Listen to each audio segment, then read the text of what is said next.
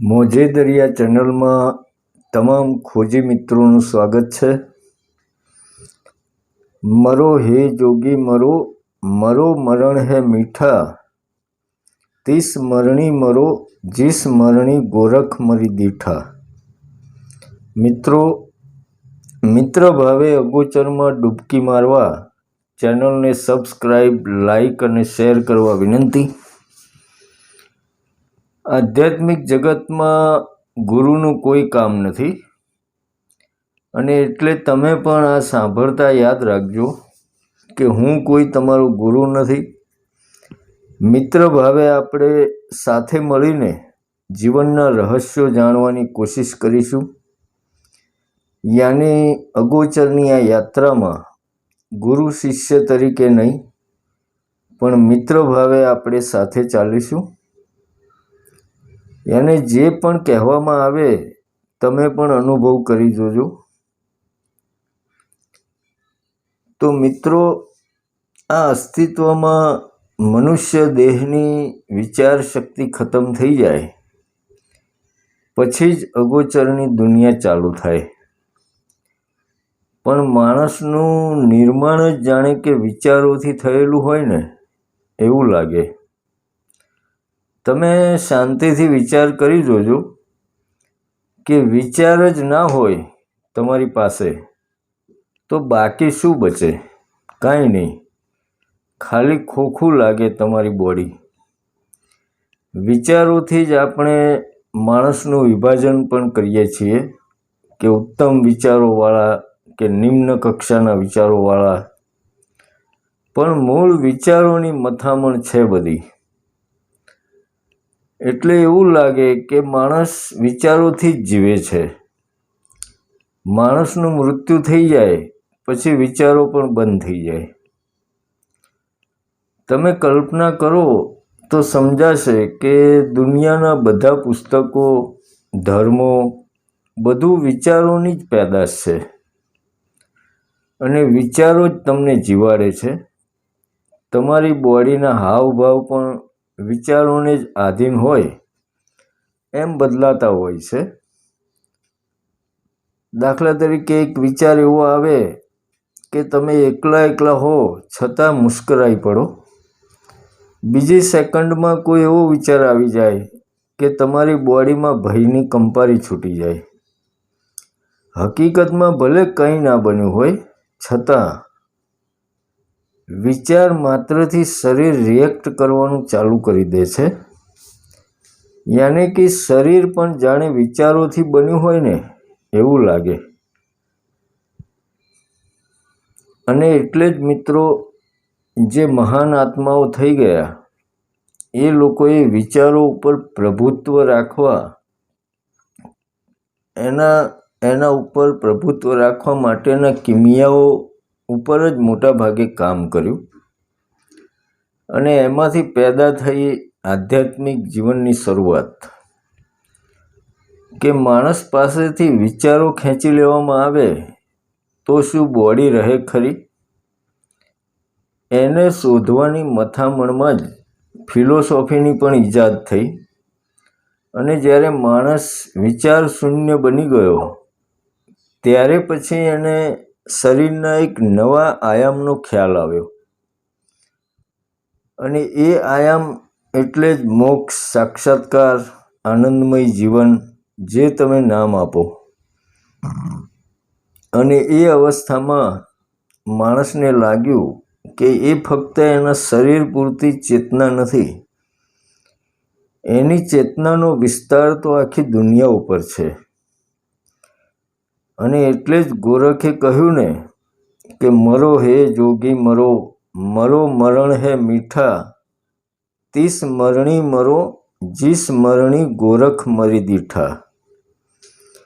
યાને વિચાર શૂન્ય, જીવત મરીએ ભવજલ તરીએ એવું કહેવામાં આવે છે ને, એ જ છે આ જીવતા મરવાની વાત।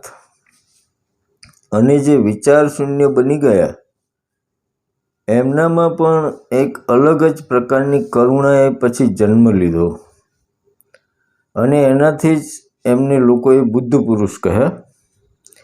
બાકી જે પણ વિચાર શૂન્ય બની ગયા ને મિત્રો, એમણે પોતે કદી કહ્યું નથી કે હું બુદ્ધ પુરુષ છું. લોકોએ જ કહ્યું કે ભાઈ આ માણસ સંત છે યા તો બુદ્ધ પુરુષ છે. એનું કારણ પણ એ જ છે કે એમનામાં વિચાર જ રહ્યો નહીં.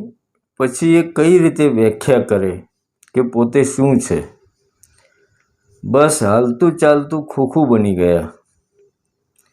કરુણાશીલ વ્યક્તિત્વ એટલે તો બુદ્ધ પુરુષોને કોઈ સાથે ઊંચ નીચ, અમીર ગરીબ, સારા નરસાનો કોઈ ભેદ ના રહ્યો ને. સ્ત્રી પુરુષના ભેદ પણ મટી ગયા. અને એટલે તો બુદ્ધને જ્યારે કોઈએ પૂછેલું કે તમને શું મળ્યું સાક્ષાત્કાર પછી, તો એમણે જવાબ આપેલો કે મળ્યું તો કાંઈ નથી, પણ જે વિચારોનો કચરો હતો ને એ બધો જતો રહ્યો.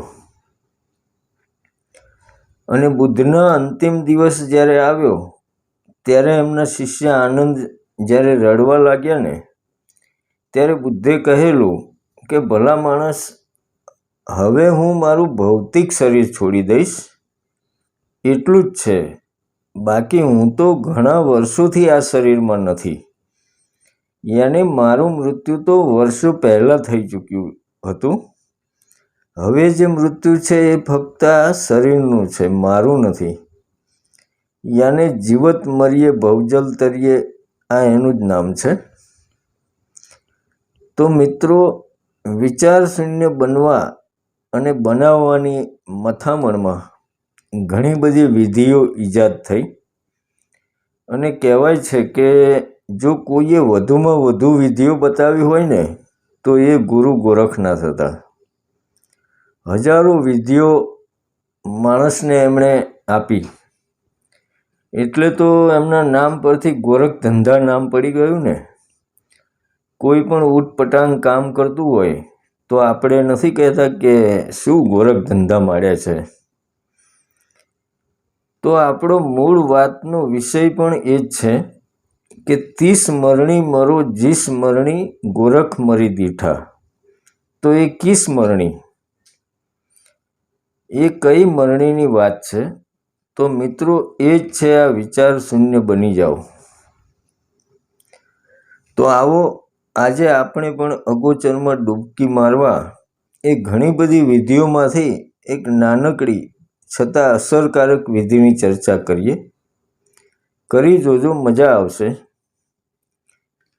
તો મિત્રો, દિવસમાં જ્યારે પણ તમને ટાઈમ મળે, તમે કોઈ પણ જગ્યાએ હોય, પણ તમે નક્કી કરો કે તમે છો જ નહીં. હવે તમે જ જો શરીરમાં ના હોય તો તમારા કોઈ વિચાર પણ ના હોય ને.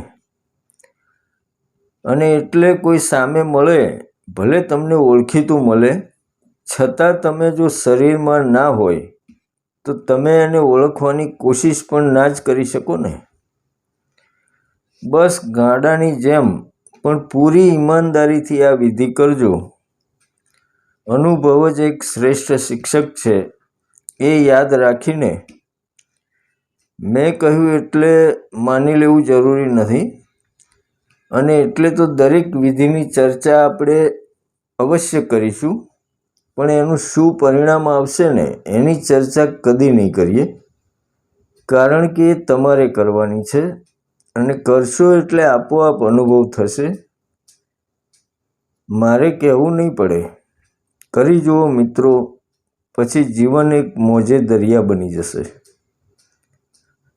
તો અંતમાં આવી જ અગોચરની વાતો માટે જોડાઈ રહો આપણી ચેનલ સાથે. અને સબસ્ક્રાઈબ, લાઈક અને શેર કરવાનું ભૂલતા નહીં. અને આધ્યાત્મિક જગતના કોઈ પણ પ્રશ્નો હોય તો કોમેન્ટમાં પૂછી શકો છો. આપણે મિત્ર ભાવે જવાબ આપીશું. તો મળીશું મિત્રો આવતા એપિસોડમાં.